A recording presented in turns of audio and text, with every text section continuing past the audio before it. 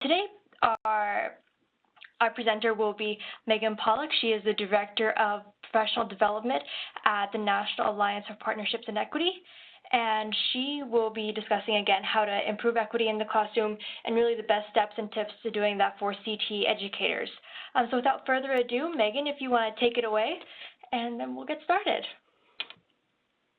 All right, thank you so much for the introduction, and I'm excited to be here presenting to the ACTE group about gender equity in STEM. So just a little bit about myself. I come to this space and I care about STEM because I am a product of STEM education. I have a bachelor's degree in computer science and a master's degree in electrical engineering. And I worked for as an engineer as a couple of years for Texas Instruments, and then I went on to study engineering education for my PhD program.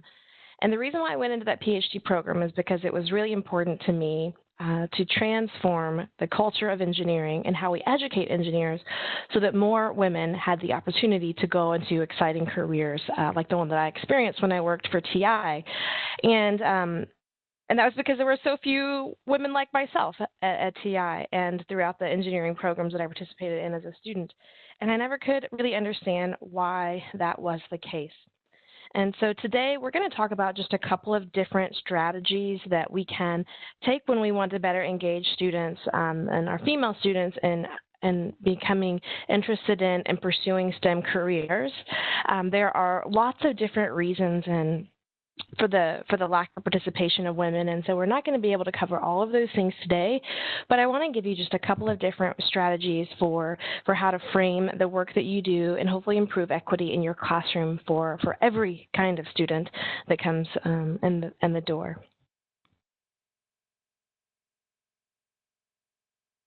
So the key point of the message when we talk about STEM is the fact that STEM careers are in demand. But what we don't always acknowledge is that there are opportunities available for every type of student, that we can no longer just continue to encourage the same kind of students to enter into STEM careers because we're not meeting the demand of industry, we're not meeting the demand of our global economy, and we've got to be able to get students interested in these careers so that they can go and solve the great big problems that our world is facing today. So that's the big idea. That's the overarching umbrella that really brings us to this message. But the point of the next 40 minutes or so is to really empower you to effectively communicate to students the breadth of opportunities and pathways in STEM careers. But the key thing is to use the most effective language for encouraging every type of student to see STEM as a possibility for them. So when I say STEM for every student, how do I mean that we can do that? So there's three things that we're going to talk about today: positive messaging, work values, and pathways. And so for positive messaging, what I want for you to be able to do when you leave today is to be able to explain the value of STEM careers using positive messaging that is attractive to and equitable for a diverse group of students. The second key point for today is work values. I'd like to challenge you and help you to be able to talk about STEM careers and to be able to incorporate the benefits of STEM careers into discussions with your students that will appeal to the work values of all different kinds of students, regardless of race, gender, class, sexuality, you name it. And the third key thing is to consider the multiple opportunities and pathways available to every kind of student. And so we're going to talk about these three things over the next 40 minutes. And if you guys have questions, I really encourage you to type those questions in the chat box. I have that open so I can answer your questions live.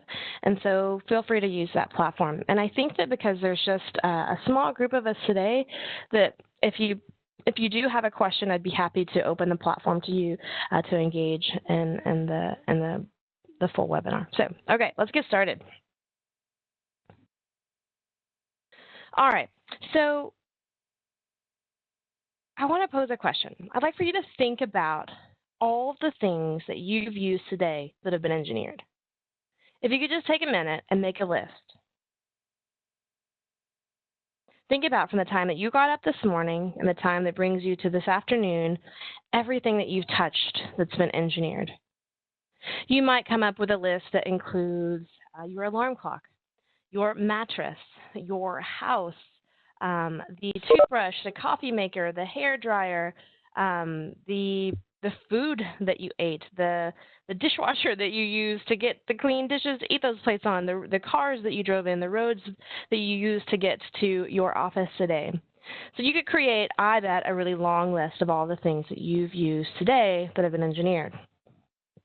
So what if I flip that question around? And what if I challenge you to think about one thing that you've used today that's not been engineered? It's a tougher question.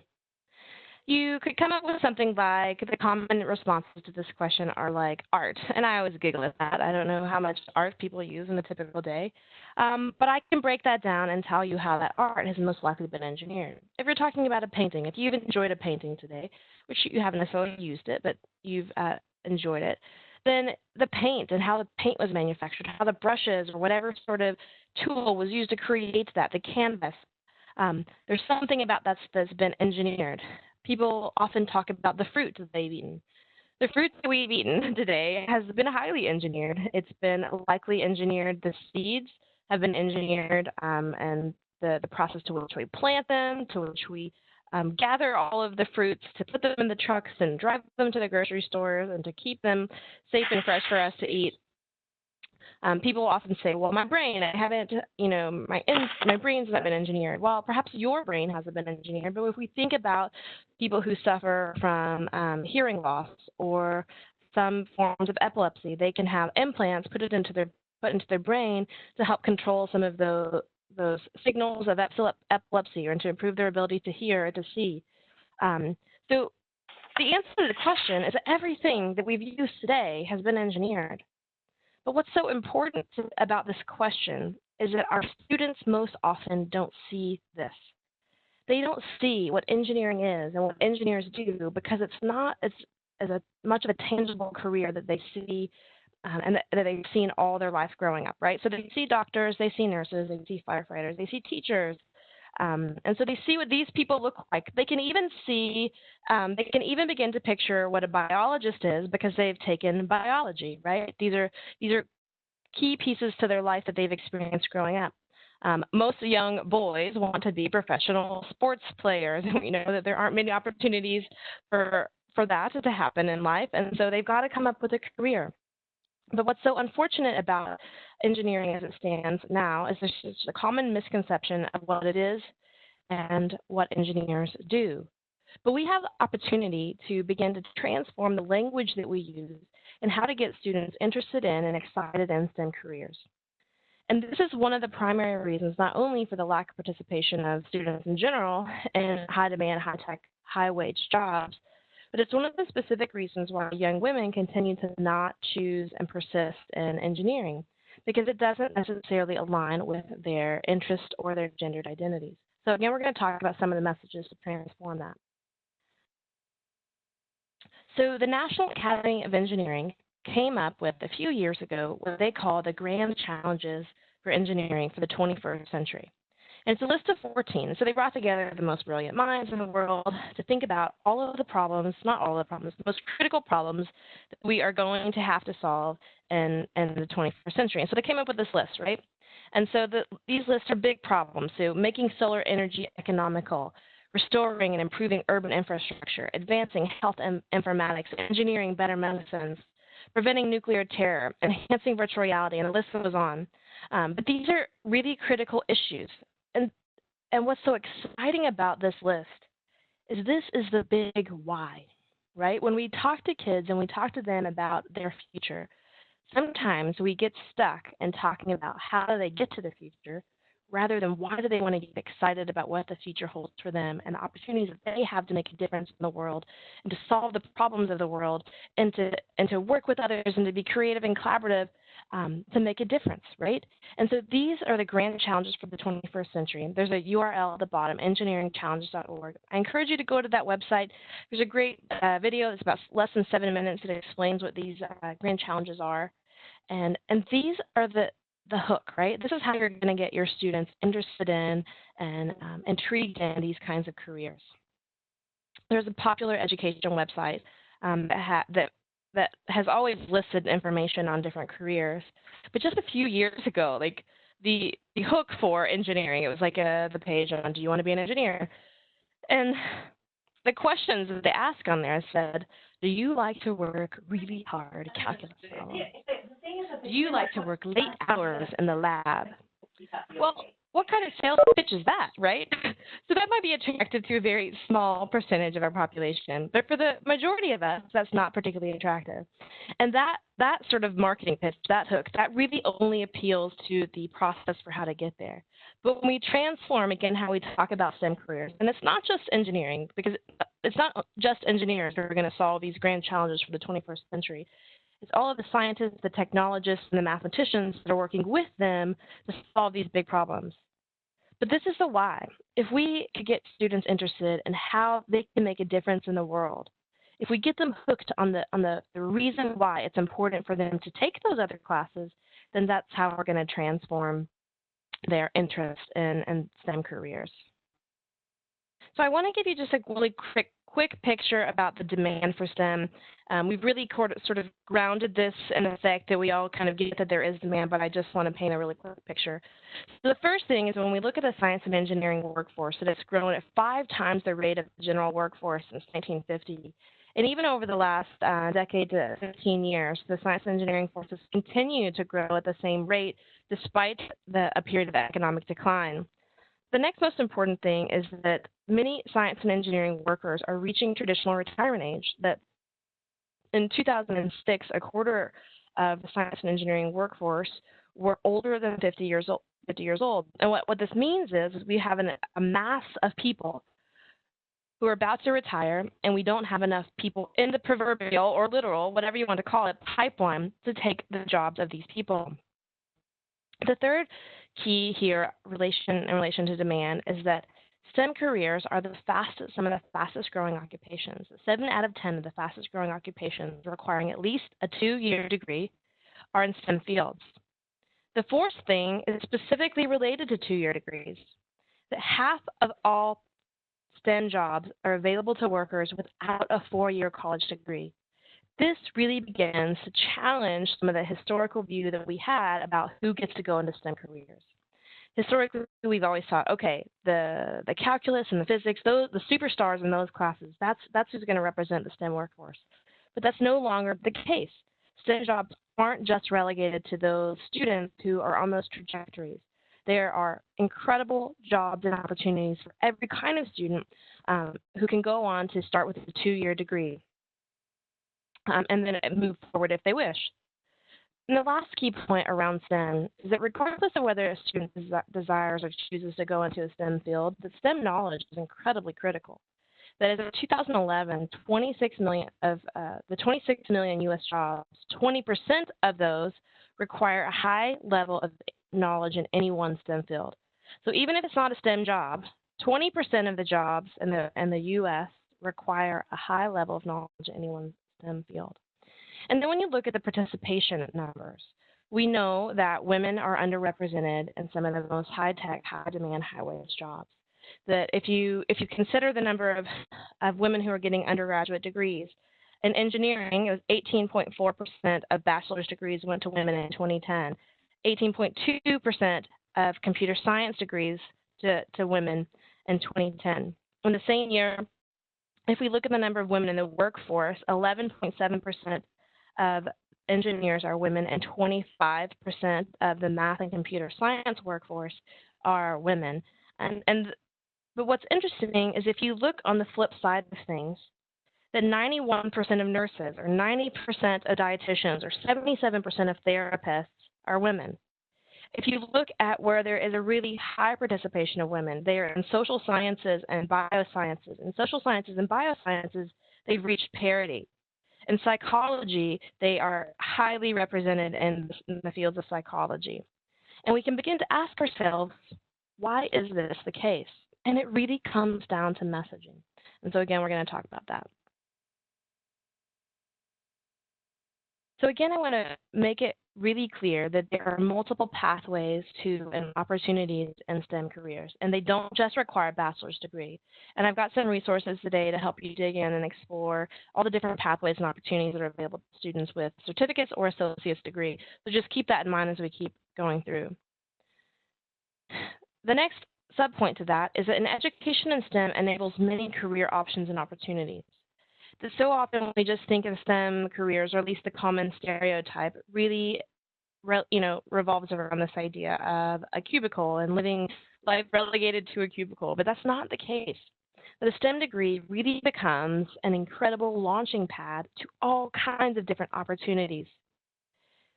If you want to go on to, okay, so for example, at Texas Instruments, if you want to go into technical marketing and sales, you've got to be an engineer because you've got to know the engineering product that you're marketing or selling, and you've got to be able to talk to the engineers that you're marketing and selling the product to. But that can attract an entirely different personality of student who may not have traditionally found their way into an engineering world. Although I have to argue that we need all kinds of personalities to be engineers and scientists and physicists and computer scientists. We can't just pick the students with the same personality. And believe me, I experienced it as a gregarious young woman in engineering. So business leadership is another great opportunity. If you look at Fortune 500 CEOs, 1 in 5 CEOs has an engineering degree.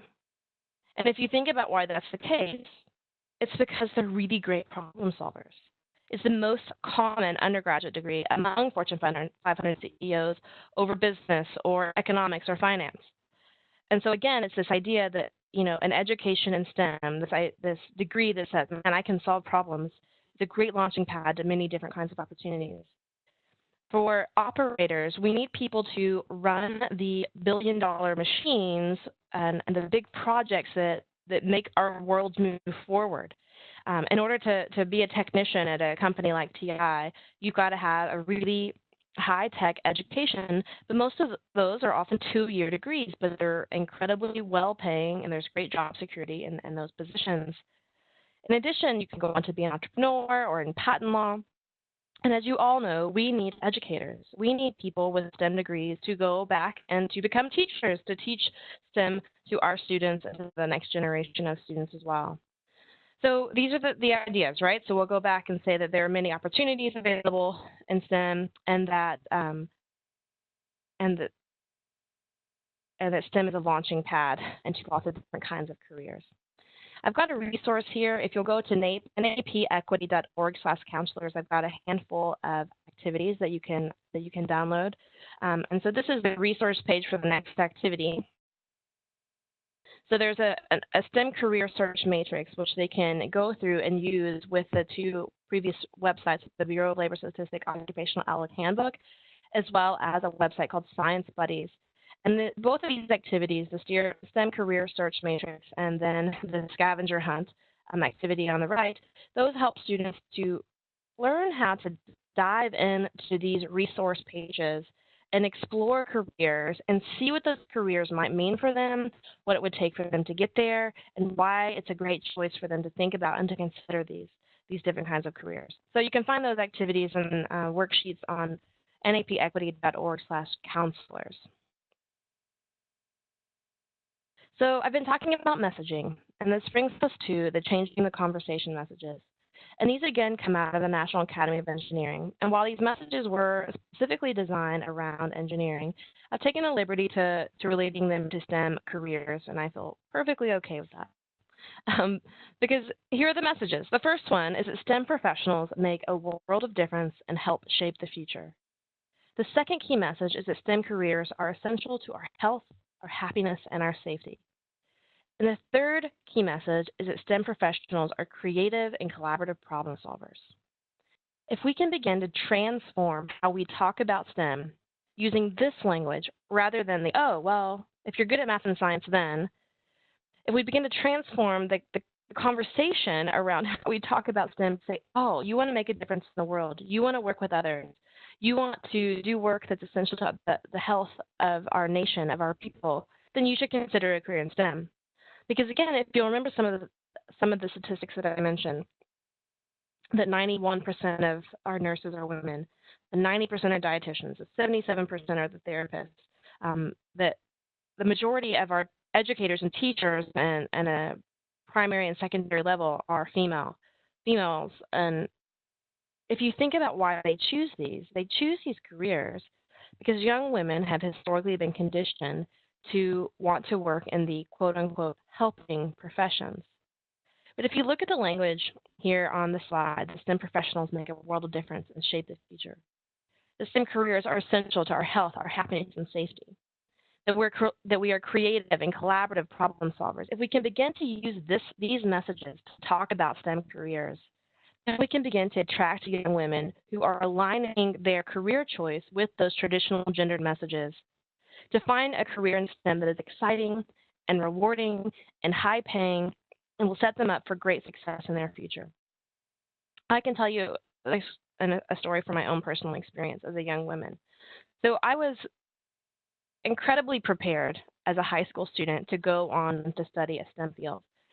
And in fact, I was very interested in STEM. I had taken computer science and programming since 8th grade. My teacher in 8th grade actually came to the high school to create a program for us to be programmers all through school. I took every physics and calculus class that was offered, so I was adequately prepared, and I liked these classes. But when it came time for me to pick my career, I didn't choose anything in STEM originally. I was choosing things like interior design, and I was choosing things like I wanted to be an elementary teacher. And not that those aren't both rewarding and exciting careers. The devastating part of it is I was afraid, or I was choosing a career based on what the world was signaling to me was the most appropriate. And this is an issue of social justice, in my opinion, and equity and access and opportunity for every one of our students to see that they can go into these careers. Because if you look at the data, women aren't choosing computer science and engineering because we're not good enough. If you look at the grades that young women make and that girls make in school, they take more math and science classes. They have higher GPAs in math and science courses.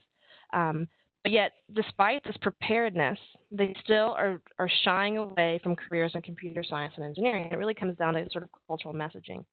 But again, if we begin to shape our programs, shape our classroom activities, and shape and frame how we advertise the courses that we offer in our school around these messages, and begin to be really deliberate about using these messages and talking to every kind of student, not just young women, but these messages were proven to be attractive to all kinds of students, then we will begin to see a greater interest in these careers and these courses in our schools.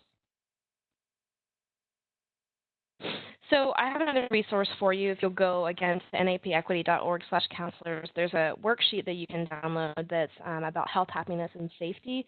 And it's just a way to get your students to see how the STEM careers are really creative and collaborative, and that they really are essential to our health, happiness, and safety. So I hope that you'll look up that resource.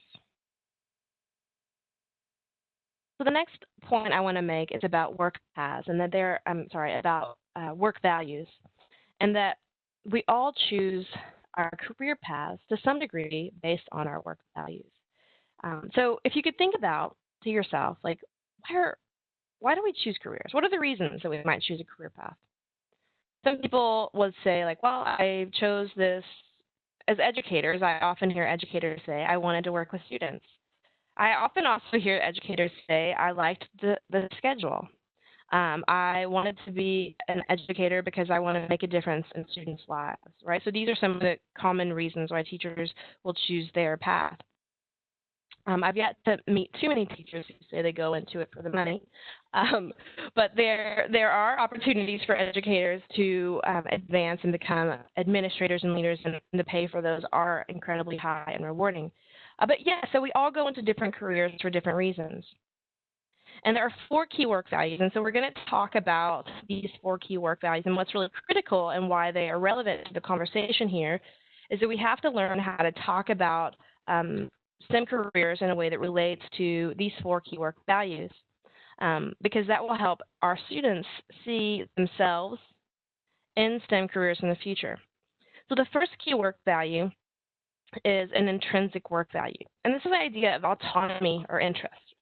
So autonomy is this idea that you have some leadership over your work, And so, for example, when I worked as an engineer, while I worked as a part of many different teams, and I worked with teams all across the world, I had autonomy over certain products and projects that were a part of the larger piece of the pie.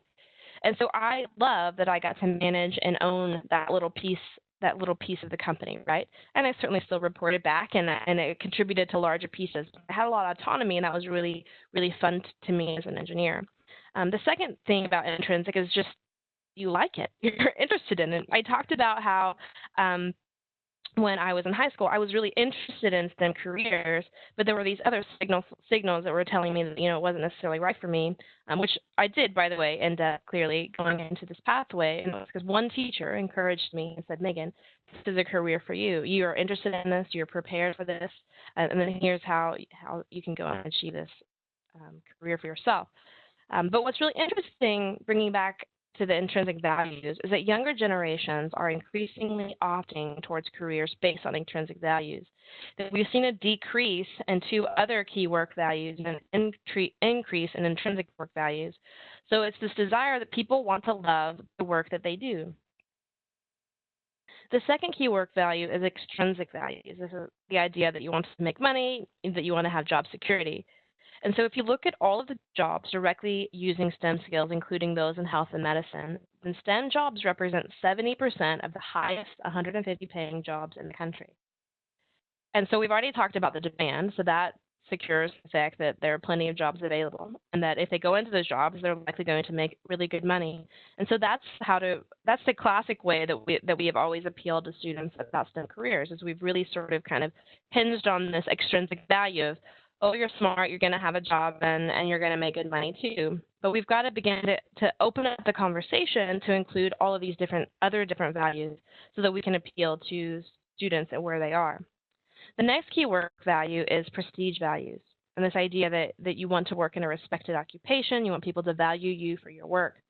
And so we can help them understand that careers in STEM are highly respected jobs, and that the work is really respectable, right? Because we already talked about the difference that they make in the world. And so if we didn't have some professionals doing that work, then we wouldn't have the incredible influence on the technology and the innovations that we enjoy on a daily basis. The fourth key work value is social values. And this is the desire to work with people and to contribute to society. And so we've already talked about the change in the conversation messages. Those are the three messages that engineers make a world of difference and help shape the future.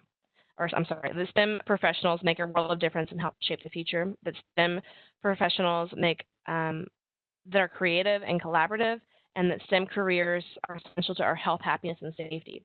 So those are messages that appeal to the work values of our students. And what's really critical here for young women is that from the study that this comes from, the majority of young women fell into this top right quadrant of social values. So the majority of young women were interested in pursuing careers where they could work with people and they could contribute to society. And so you might be asking, why is this even important? Why do we care about work values?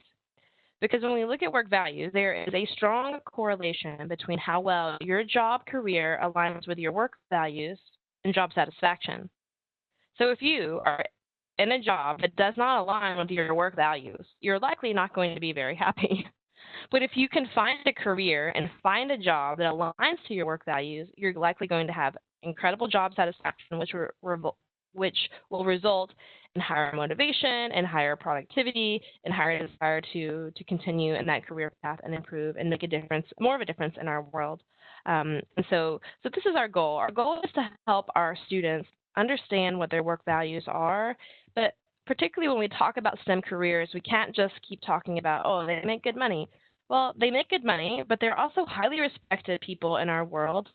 They have lots of autonomy in their jobs, and then you can help the students find the things that they're really interested in. So, for example, help them connect their interest with some of those grand challenges that I talked about in the very beginning. Help them to define the reasons and the motivations for why they want to pursue their career, and then come up with the steps later. But then most importantly for our young women, in order to improve gender equity in the classroom as it relates to STEM, is to really begin to transition how we talk about STEM careers, how we talk about projects that are related to with applications towards STEM careers as they relate to social values and as well as intrinsic values.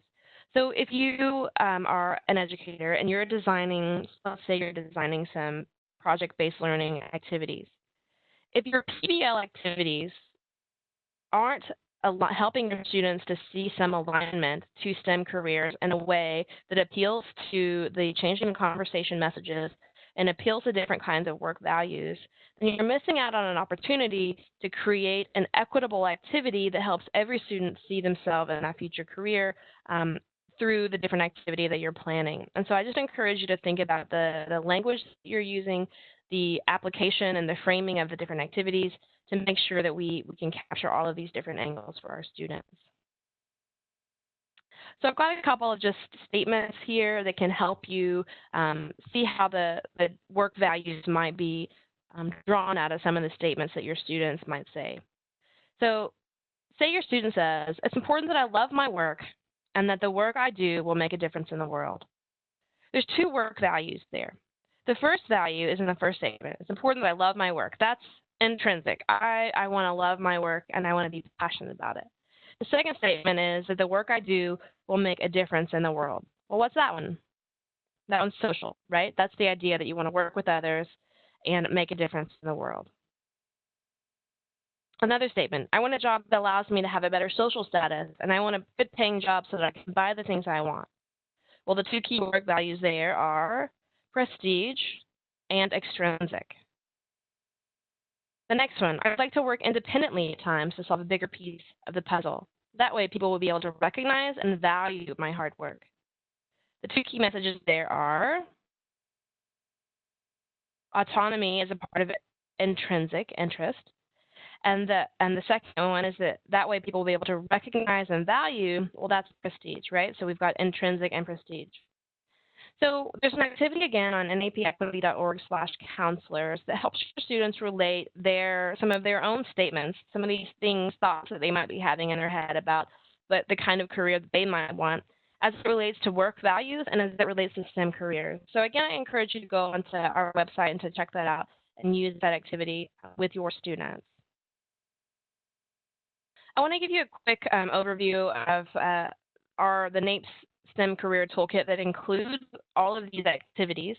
But the full STEM Career Toolkit includes a few other things, and it's grounded on a few key ideas that we believe that counselors and educators make a difference in students' lives and their career choices. It's grounded on the fact that STEM professionals are in demand.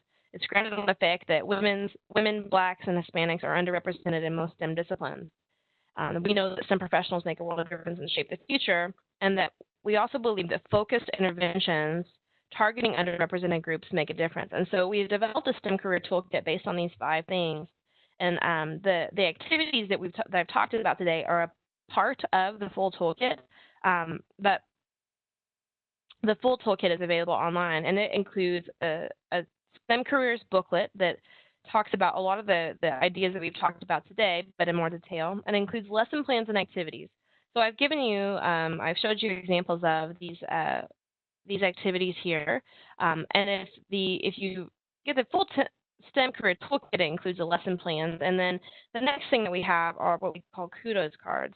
So the Kudos Cards are just little notes, and they're grounded in the literature and helping you to connect your student to STEM careers. But they're grounded in the National Academy messaging, they're grounded in self-efficacy theory, and the idea is that you find a student, any kind of student, it doesn't have to be just the young women and girls in your school, but you help them to connect their current ability and their interest to STEM careers. So this first one says, you are curious and love to learn. Here's how I know. The idea is that you would write a message to the student and say, hey, I observed this about you. So I acknowledge and notice that you're curious and love to learn. And then the card, it says, did you know careers in STEM allow for limitless imagination and freedom to explore. You can make a difference and help shape our future by choosing a career in STEM. And so we've got 5 of these cards, and they, again, are grounded on the literature and helping you to connect students to their future careers in STEM. So the next one is, you learn from your mistakes. And it talks about this idea that the best STEM professionals have the courage to initiate, fail, and initiate again, and how careers in STEM value failure. The next one is you are generous in helping others. Again, this is appealing to a lot of students who are drawn to this idea of I want to help others, I want to make a difference. And this, again, relates STEM careers to the fact that STEM professionals work with others and help people. You are an excellent collaborator, and it talks about the fact that STEM careers require collaborative teamwork and incredible communication skills. And then the fifth one is that you are super creative. STEM needs creative students. We can no longer encourage the artistic, creative students to not consider STEM careers, because the innovations that our country needs, that our world needs, problems that we need to solve, need super creative people. And so this is a Kudos card that you can write to your student that helps those students who you can identify creativity with to connect that as a valuable skill for STEM. So I want to give you a few strategies for the classroom and for your practice. So you can conduct some of these activities in your classroom. And again, these are grounded on the literature that help you to convey the most effective messages, not only for young women, but for every kind of student. And then the next thing is to use the Kudos cards. Use those Kudos cards to write personal notes to students, helping them to picture themselves in STEM. We've had educators talk about how they've mailed them home, they've handed them out, or they've created bulletin boards with the messages as well. The third thing that's really critical is that you help introduce your students to role models. One of the biggest issues that young women have in finding themselves into careers in STEM is that they don't always have role models. That if you don't see someone who looks like you in the field, somehow that challenges your self-efficacy to believe that that's something that's possible for you as well. And so by introducing your students to a diverse group of role models, STEM professionals, will begin to transform their image of who gets to go into these kinds of jobs. And so it's really critical, and it's essentially grounded in Bandura's theory, but it also goes to self-efficacy theory, which is again really critical and another topic in and of itself. But if we can invite guest speakers to talk to your class, pair students with mentors from the workforce, bring in a panel of professionals who are diverse and who ideally look like your students, or they can begin to look different from the standard image of what we have of who goes into these kinds of positions. And there's a URL there, napequity.org/resources/role-models. And I've got all kinds of resources on that page to help you find role models for your students and to connect with. There's some different online platforms, and then there's some different programs that you can tap into to find role models for your students as well. I want to just briefly tell you a little bit about what we do at NAPE and some of the products and services that we have at the National Alliance for Partnerships and Equity. We do deliver professional development for primarily secondary and post-secondary institutions around the issues of equity in the classroom. We talk about micro-messages and how micro-messages can begin to send really large signals that begin to create barriers for our students and the opportunities they have down the road in their careers. We have custom webinars. We have an annual professional development institute that's generally, this year it's in Alexandria, Virginia, just outside of DC. We have the STEM career toolkits, and we're building new toolkits yearly. And then we have some different infographic wall arts that is related to these ideas, and then we also offer consulting services. To close us out and to take us to questions, I want to just sum up the key points that we were talking about today, specifically around gender equity and STEM careers. And so the first thing was positive messaging. We begin to transform how we talk about STEM careers using effective and positive messaging that is attractive to and equitable to for a diverse group of students, particularly young women. The second key idea was work values, that we begin to incorporate the benefits of STEM careers into discussions that will appeal to the work values of students, no matter their gender, race, or class. And the third thing is that we begin to challenge some of the messages that we send about what it takes to have a career in STEM, that there are lots of different pathways and opportunities that are available to students, and that they aren't just four-year degrees. And so if we can begin to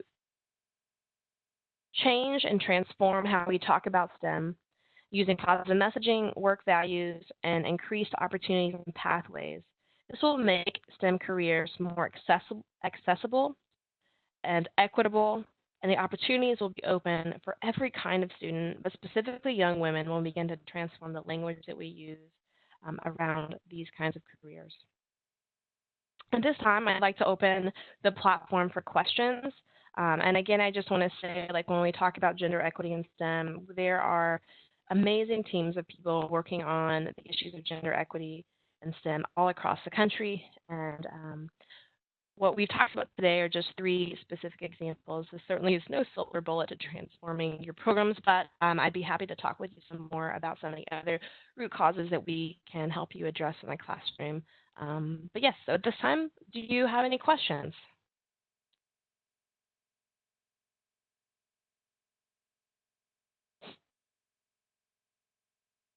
And Megan, I just wanted to say thank you again from everyone here at ACTE for all your work that you're doing at NAPE, and the presentation was absolutely amazing. Again, please feel free to use the chat box if you have any questions. Also, we through the mics, and if you ever want to look back at this presentation or pass it along to your friends, we'll be posting this recording. All of our online seminars are archived. So we post all of our recordings on our YouTube page, and we have an online seminar playlist if anyone wants to look back at some of these tips to use in your classroom. Also, again, myself, S. Loomis at acteonline.org, and Megan, I'm sure, would be happy to answer any questions if you think of anything in the future or would like any feedback. Again, we are more than open to questions, but if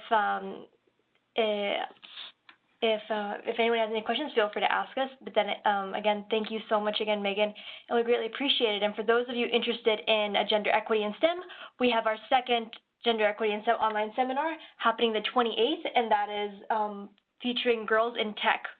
And that will be regarding role models